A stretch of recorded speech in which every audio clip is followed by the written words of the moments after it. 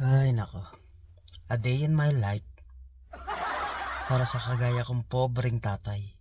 Eto, naghihintay ng anak sa school. Eto, school oh. Matatapos ko lang sa part-time ko kanina sa kusina. Mamaya matutulog na ako pag uwi. Pasok na naman. Warehouse naman. Sarap ng buhay, no? Sarap ng buhay talaga. Saya. Labasan na. Ayan na oh. Labasan na. Pupuntahan natin. Ayan na. Ito na ang anak kong walang kulit. Ayan oh. Di ba? Hi. Bye. Hi.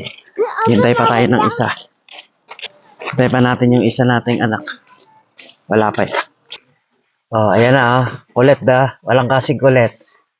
Concert pa more. Hintay pa natin yung isa. Ate niya. Wala pa eh. Hintay pa na natin. Ayan na. Ito na yung isang sunduin ko. Liz! Samo! Tingin ka, tingin. O, yan na.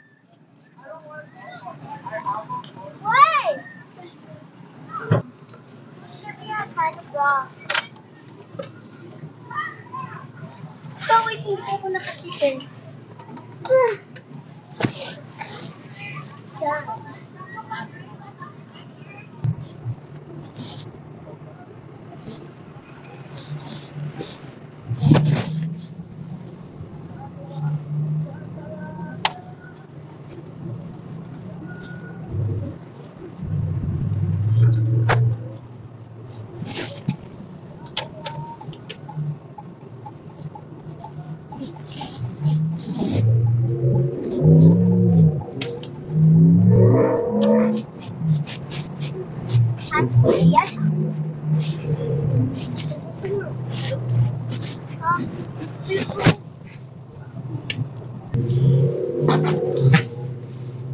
Uwi na nga pala kami.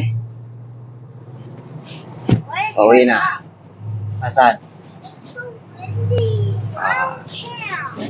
Papakainin ko muna tong dalawa bago ako matulog ulit. Tulog lang ako ng mga 4 na oras. Pasok na naman.